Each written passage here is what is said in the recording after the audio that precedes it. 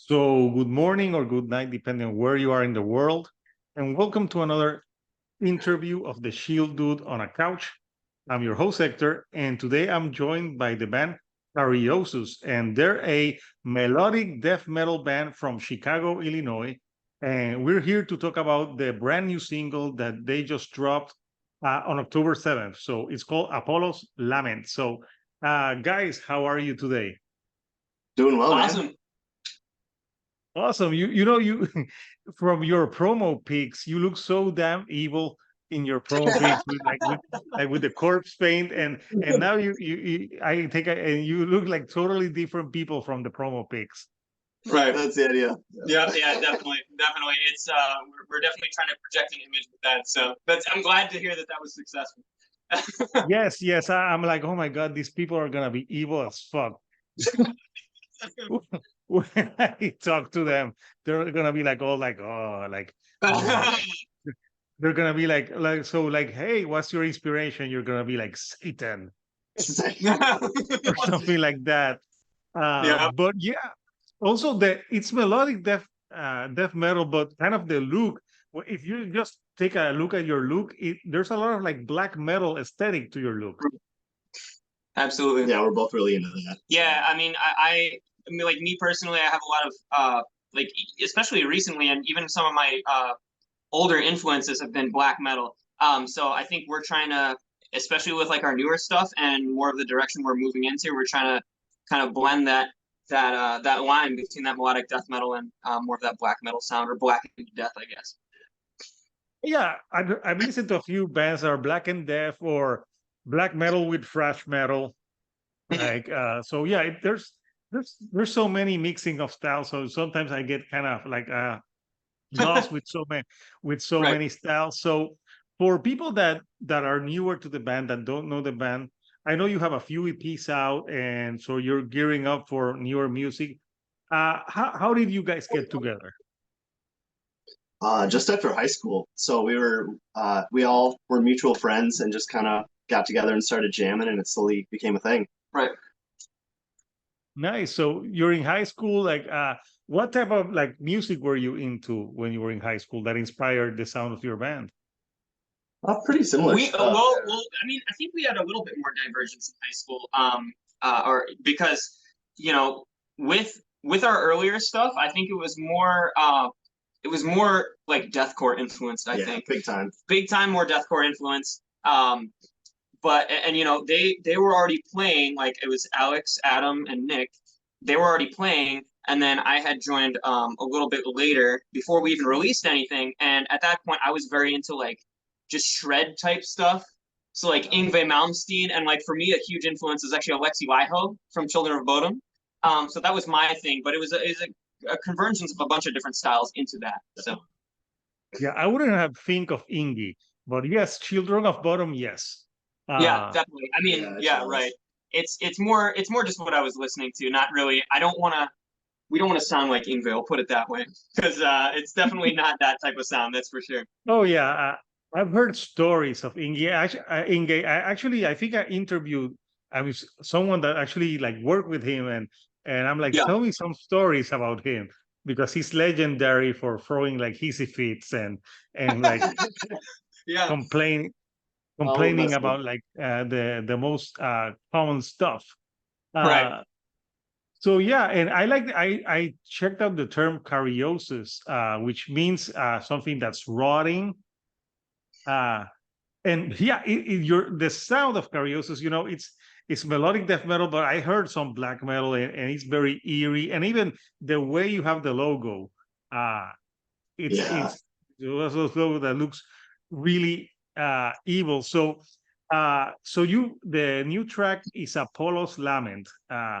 What can you tell us about the music tone of that track and the themes that you explore in this one? Well, overall, it's pretty dark, I would say. But for a positive end, it's kind of about like realizing that things need changing, and that if you don't make those changes, you're gonna have to pay a price. And so yeah, it's kind of a grim warning to that end. Oh yeah, and I heard the song. The song is pretty like really like heavy from start to finish. And you guys are a duo. So who plays the drums on the track? Well, we had a drummer for a long time. That track specifically, they're programmed drums, like so many metal Okay. bands. Yeah, not ideal, but we do what we got to do when we do, because we don't have a full-time drummer yet. So Yeah. So sometimes drummers can be a pain in the ass. So actually, they're like, I'm the drummer. I Yeah. carry the beat, the heartbeat of the song. Exactly. yeah, When I started the channel, I actually talked to a thrash metal band from Tampa, and at the time it was only him, and he oh didn't no, have like a drummer, or it was him doing everything. But now he found a drummer. Like it took him a while, but it's pretty interesting. You know, I think it has to be harder to find a drummer, right? Especially the type of music that you guys play. yeah. The running joke is that every drummer in every local scene is already in 12 other bands, so it runs through. Like, Yeah, it's a very high skill set. Like to be a metal drummer is extremely challenging. Like and I don't think there's any room for debate on that. It just is. And but the demand is much higher than the supply. So yeah, that basically is what creates that situation. So No, no, yeah, I would think so. So, so yeah, the new track is out now, and you're working. Are you working on a full length album or another EP? full length, it's already done and finished, and it's going to come out in January. Right now we are just releasing singles for it, like Apollo's Lament was the first one. We got another one coming out December 13th called Saturn Returns, and yeah, taking it from there. yep. Saturn Returns. Yeah. The smart thing is that you didn't call it Return to Saturn, because that's a No Doubt record. Oh, is it really? Oh my god. Yes. There's an old No Doubt record it's called Return of Saturn or Return to Saturn. So yeah, so the sound of the what can you tell us about the upcoming album? Especially sound, like, does it sound like Apollo's Lament, or are there like different elements to the album that you release next year? That's a great question. I think there's a bunch of different stuff in there. There's definitely aspects of Apollo's Lament, but with each song, I think it has a distinct identity. So it's not like, okay, you're gonna buy the album and it's a whole album of Apollo's Lament, right? Like there's one specific song I'm currently thinking of that has a heavy black metal influence near the latter half of the song, and then that same song there are a lot of clean breaks. So it's like huge amounts of, I guess, like contrast that we're using to, build power within the song. There's other ones that, at start to finish, just like beating you down. And, we tried to do that in line with the lyrics and in line with kind of the vision we had for each song and the progression of kind of like a little bit of the narrative throughout that album. A lot of that stuff is more veiled and indirect, but it is there. So it's pretty cool. I think there's going to be a little bit of kind of everything for everyone, to be honest, in that. Yeah. So how's the extreme metal thing in Chicago? Because Chicago's known for it's always been like a very music driven town. Yeah, there's a little bit of everything here. So if you could find it, we're not super involved in any particular scene, but there are a lot of good heavy bands around Totally. here. Yeah. Yeah, that aren't just Disturbed.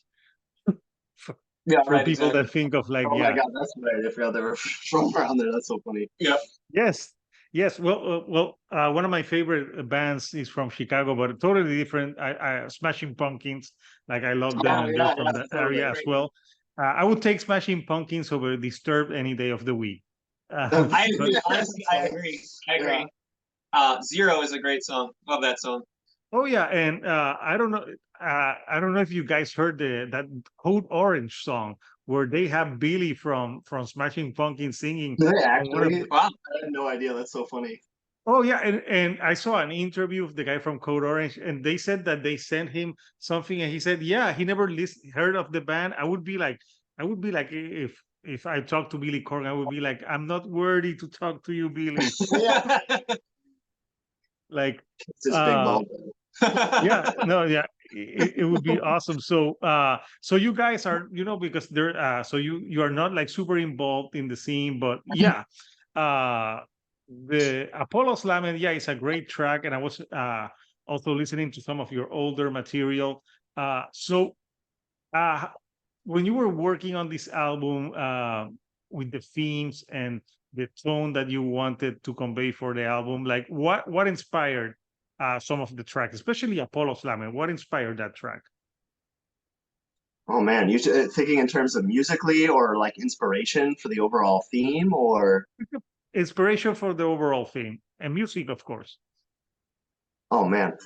Well, like I said before, and like a lot of our music, it's influenced by personal happenings and like inner psychological drama, I would say, and just uh, coming to a point in your life where you realize there really needs to be changes in your own behavior and dealing with the pain that comes with growth, essentially.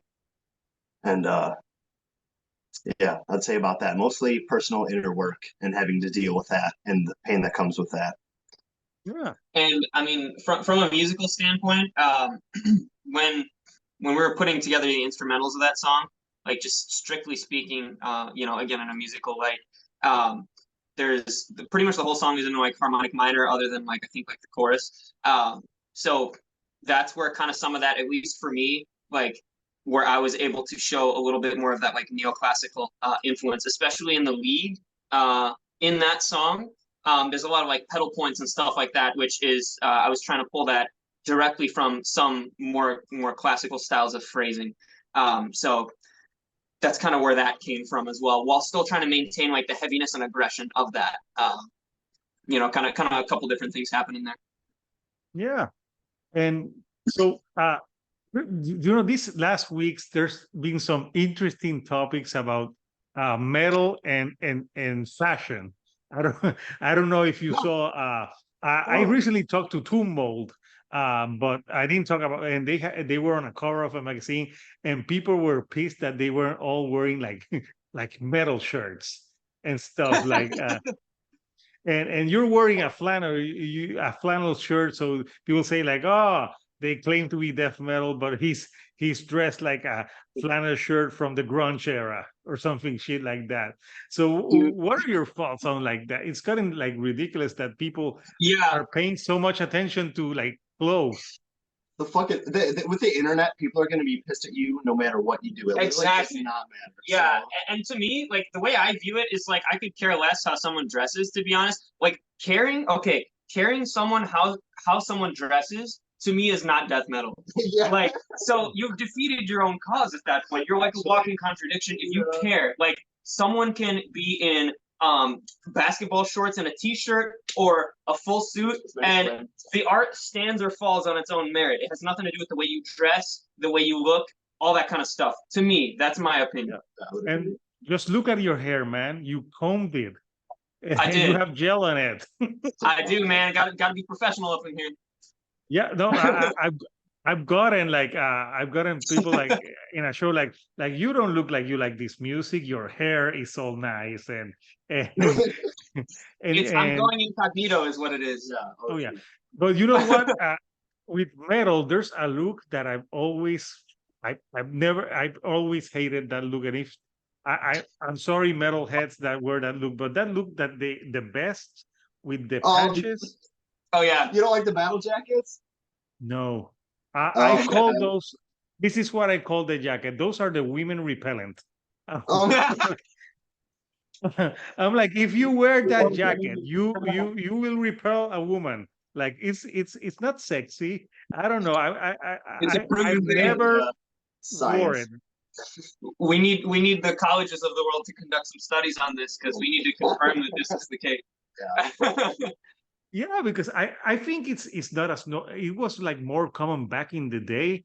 Like I would go to shows, local shows here in Puerto Rico, and they looked at you weird if you weren't wearing like the best. I just thought of like being a Boy Scout and getting the patches. Like, oh, I like this band and I like this band. Well, here's the thing. At one point, I think it was countercultural. but now everyone does it. So therefore, it's no longer like what I don't get it. Like you're now blending in, which is the whole point. Like you're not supposed to do that. I thought, Things become around. exactly. It's been around too long, and now everyone's doing it. That's what it is. So Yeah. It's punk. No. Yeah. Now it's the contrary. I remember like years ago, I did this show for internet, and I had like a character that was supposed to be like super metal, but I went to a Hot Topic and I bought like a Justin Bieber T-shirt. And I remember being the guy like, "Oh, I want that T-shirt." He's like, "Do you really?" I'm like, "Yes, I want it." And I sold it, but I wish I could still have it because I would love to go like to a extreme death metal concert and wear that shirt just as a social experiment to see how long it would take my ass to be beaten to a ground. Like a social, like you imagine like me being with the Justin Bieber T-shirt, and everyone's like, I'm like Justin Bieber, yeah. It takes balls, man. No, I think that's pretty metal, like ironically, but true. It would be very metal, but yeah, obviously we're saying about this because like it's gotten like so weird the last few years, like everyone criticizing clothes, and I'm like, what happened to metal? It started, I think it started in the 90s when Metallica cut their hair, right. and Oh everyone yeah. everyone lost their mind because they had cut their hair. I'm like, okay, whatever. Like sometimes when you get older, hair falls out, and, Right. and you Yeah. need to cut it.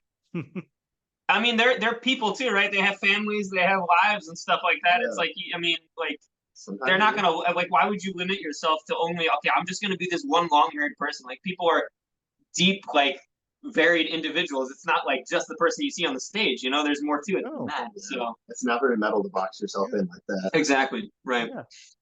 And like when I saw one of you right now from afar, have you ever been people coming up to you in the street? I'm like, Nuno from Extreme. No, I don't know who that is. No, I have no idea. Oh, yeah, I know what check Extreme is, though. the Nuno Betancourt. He's the guitar player for Oh, Extreme. Nuno, yes, Nuno Mhm. Betancourt. Yeah, he's excellent. He's fantastic. Oh yeah. That the guy can great soloing Oh, yeah. all around. So for you guys, since we're talking music, like what are your like three favorite bands of all time and why? That's hard, yeah. Well, I mean, I can start this probably. Number one favorite band of all time would have to be probably Dissection. And the reason why is I think that they, especially with like John being the lead on that, they blended a lot of the lines that I wanted to see blended again between black metal and melodic death metal. And they created works and music that is, at least in that genre, for me, timeless. Like I constantly find myself coming back to that. And this is just my personal opinion. To me, it's a cornerstone. I also really love Disharmonia Mundi, and they're a great band. They have the obviously the vocalist of solo work in that group, but some of their earlier releases are very excellent, and they've influenced me a lot as well. And as far as the third, that's a tough one. I mean, that's a really contested spot, But I mean, if I were to pull two out right now that just come straight to me, it'd probably be those two. Okay. Well, what about the other bands that you guys like?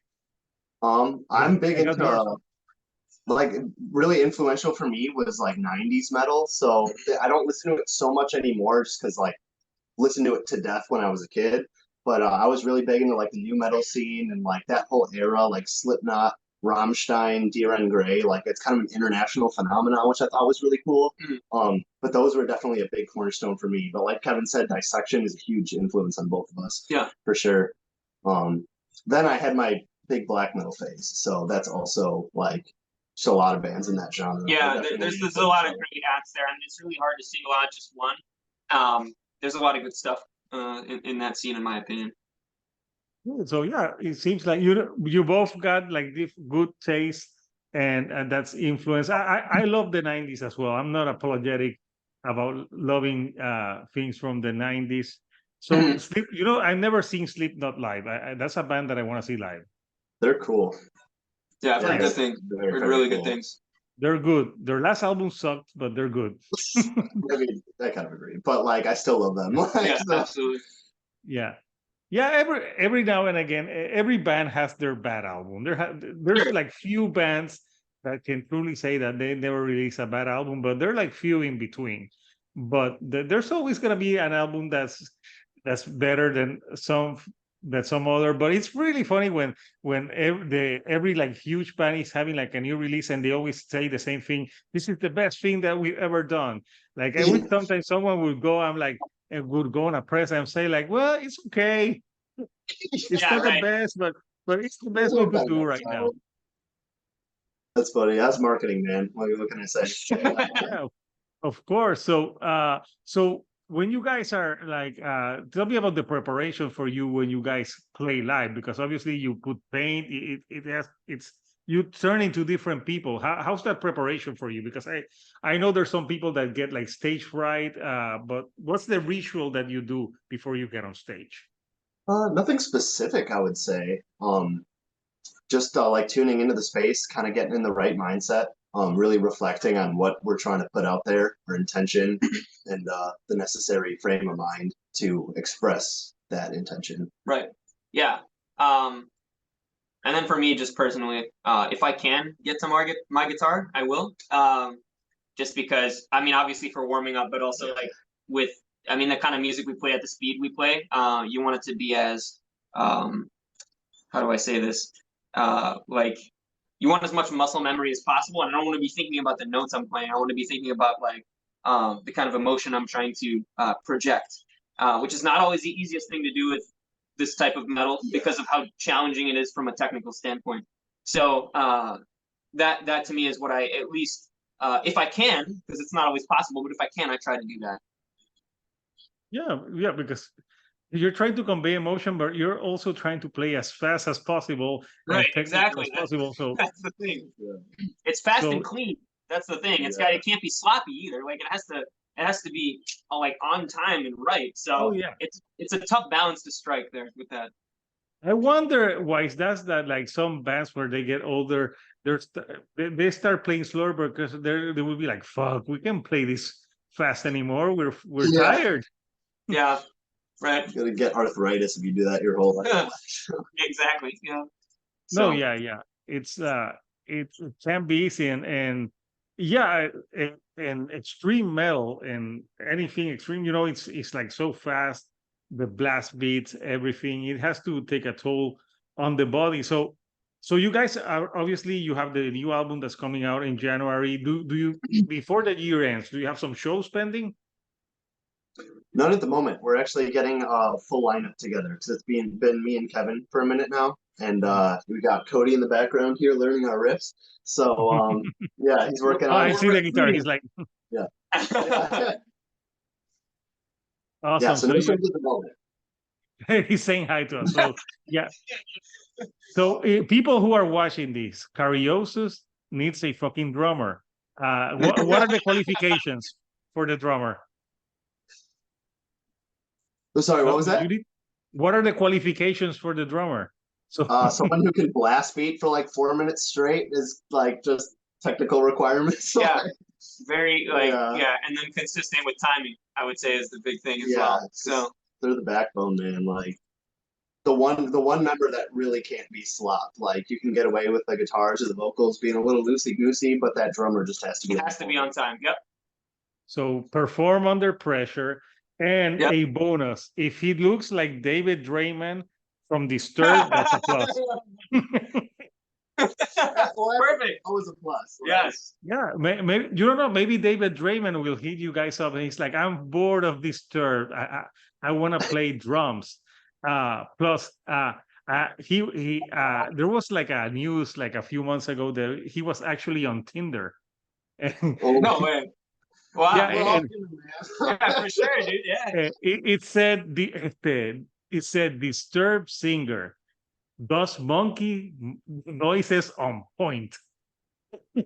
Please swipe right. Oh my God! Actually, man, that's great. Well, God bless him. I hope he finds someone to love. I hope he finds God bless he him. finds true love. So guys, it's you guys are super awesome and cool, and Thanks, man. hope the new Likewise. album, it's people can get into it. You're a newer band, and there's so many bands out there, but it's cool to find out new music. I like talking to newer bands, and especially giving a platform so they can talk about the upcoming music and other things. So next year, once you get that drummer, you can get some proper touring. And the album's coming out. Is it coming out? Are you putting out on digital copies, or is it going to be physical as well? I haven't quite decided. I mean, yet. digital for sure. Yeah. Physicals are still kind of up in the air. We need to make a decision on that. There's definitely benefits to that, but we're currently in process of working through that. But digitally, it for sure will be available. Awesome. So when you guys are not playing music or doing stuff like that, what other what hobbies do you do? To wind down? Oh, We work out. yeah. I mean, I'm a personal trainer actually, so I do a lot of workout and fitness based things. That's kind of like my main world, right? So I try to strike as much of a balance between my energy that I put into Cariosus and the energy I put into my personal training work. And both are extremely important to me. And actually, surprisingly, they have similar aims as far as like having a positive effect on people. And then aside from that, I do like racing, as in like cars and stuff like that. So Nice. that's something that I just recently got into as well on a more serious level. So Yeah, I was gonna say, when I saw Kevin, I used to have I used to go to a gym, and you look just like the trainer that was there. So yeah, I'm great, like, thank you. yes, That's awesome. his name was Matt. He loved metal as well. So when Awesome. when no one was at the gym or at the class, we would put metal and just have like a personal workout. Dude. Yeah, So that's awesome. there were these high school kids, and so metal is still alive. I have evidence of this. It's not fading away and becoming like just taken over by EDM, because there were a bunch of high school kids that I trained. It was like a group of 3 or 4 kids, and they only wanted to work out when the gym was closed because they wanted to blast slam and death metal and all of that kind of stuff. That was the only thing they would work out to. So it was pretty cool to see that in the newer generation. Like 15-year-old kids. It was awesome. Oh yeah. Yeah, it's good to see that metal is alive and well. So Yep. what about you, Alex? What are your hobbies? I'm just doing music all the time. I'm a music teacher, so anyone who needs lessons, hit me up. But also, yeah, like I play in another band with Cody back here. I have a medieval neoclassical project that I work on called the Exire. So that's fun. And besides that, I am usually lost in the forest somewhere. So that's pretty much my life. A medieval band. So medieval times. If you need a medieval band, Ren Fairs hit me up. Like, can you imagine playing in medieval times where everyone's like, there's no forks, there's no stuff, but there's still Pepsi. Apparently, Yeah, right, yeah. sounds about That right. was around me. yes, and you guys come and play. So yeah, it's awesome. So uh, anything you like to say to the current fans of the band right now before we go? Thanks for sticking around, everybody. It's been a long, long time that we've been inactive. We've really just been working behind the scenes, but we've had a lot of really cool people from years ago reach back out to us and really express their support, and we appreciate it. Really grateful Big for time. it. Yeah, you probably got those messages like, when is the new album? When is it coming out? Like, right, yeah. Now it's coming out. I'm like, there was a pandemic. There were so many things that would make it hard to put newer music. So yeah, I want to thank the both of you, for taking time out of your Saturday to chat with me about the track and music and David Draymond and all that shit. So so Alex and Kevin, people, I would recommend Cariosus to anyone that likes melodic death metal with some black metal tendencies to it. So if you're tired of those bands from Norway and stuff like that, check out Cariosus. And on the next year, they will have a new album. So they'll put in their socials, they keep you updated so you know when it's coming out. And I'll put the link for the new song so people can, you know, see the video and listen to it and get to know the band. So people, until next time, this is Hector, the Shield Dude on a couch, and I'll see you all right here on the couch. Thank you and good Thank night.